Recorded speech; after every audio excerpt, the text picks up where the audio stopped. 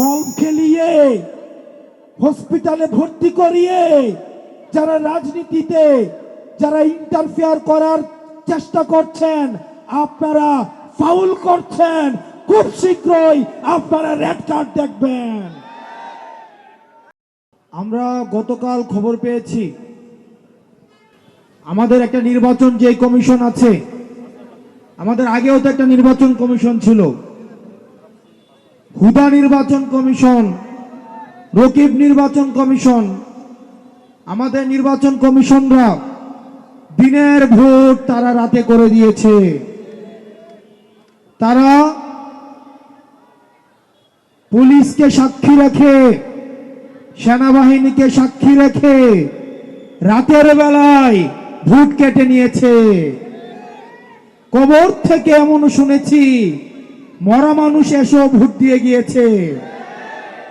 আমরা এমনও শুনেছি দাদা দাদি 20 বছর আগে মারা গিয়েছে, উনিও নাকি ভোটের লাইনে এসে ভোট দিয়ে গিয়েছে। এগুলা ছিল হুদা কমিশনের কাজ। এই হুদা কমিশনের নুরুল হুদা, এই নুরুল হুদার পরিণতি কিন্তু আজকে জাতি দেখছে। জুতার মালা গলায় দিয়ে আজকে উনি কারাগারে নিক্ষিপ্ত হয়েছে। প্রিয় নড়াইলবাসী, গতকাল আমাদের নির্বাচন কমিশন বলে দিয়েছে শাপলা মার্কা নাকি আমাদেরকে দেওয়া হবে না। প্রিয় নড়াইলবাসী, আপনারা জেনে থাকবেন তারা মিটিং করেছে আজকে, কিন্তু মিটিং হওয়ার আগে গতকালই তারা ফলাফল জানিয়ে দিয়েছে। অর্থাৎ ভোটের আগের ফলাফলের মতো আমাদের নির্বাচন কমিশন এখন মিটিং এর আগেই তারা ফলাফল জানিয়ে দেয়। আমরা ধিক্কার জানাই এই নির্বাচন কমিশনের দ্বিচারিতাকে। তারা মিটিং করেছে আজকে, তারা কিভাবে গতকালই তারা ফলাফল তারা জানিয়ে দেয় যে তারা শাপলা মার্কাকে তারা দিবে না। আপনাদের রিমোট কন্ট্রোলটা কোথায় সেটা কিন্তু আমাদের জানা আছে। প্রিয় নির্বাচন কমিশন, আমরা দেখতাম নির্বাচনের আগে জিএম কাদের যায় ভারতে, এরশাদ যেত ক্যান্টনমেন্টে গলফ খেলতে। আগে আমরা নির্বাচনের সময় শুনতাম জিএম কাদের ভারত থেকে এসে বলতো যে আমরা সরকারের সাথে কথা বলে সিদ্ধান্ত নিব যে এবার আমরা সরকারে থাকব নাকি বিরোধী দলে থাকব। ঠিক কিনা? আমাদের কাছে খবর আছে এই নির্বাচন কমিশনের কারা কারা কিছুদিন আগে ক্যান্টনমেন্টে সিএমএইচ এ ভর্তি ছিলেন। আমাদের কাছে কিন্তু খবর আছে।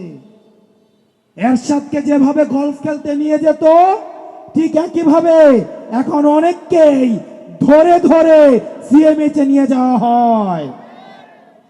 কোন জায়গা থেকে পরিচালিত হচ্ছে রাজনীতি যে কোথায় চলে। প্রিয় নড়াইলবাসী, আপনারা আমাদের সাথে থাকবেন। আমরা প্রতিজ্ঞা করছি অতীতের যে রাজনীতিক যে ধারণা ছিল, যেই খেলা ছিল, সেই খেলার নিয়ম তো পাল্টাবই, খেলাকেও পাল্টে দিব। এই রাজনীতিবিদদের জন্য আমরা কঠিন করে অবশ্যই ছাড়বো, অবশ্যই ছাড়বো, অবশ্যই ছাড়বো।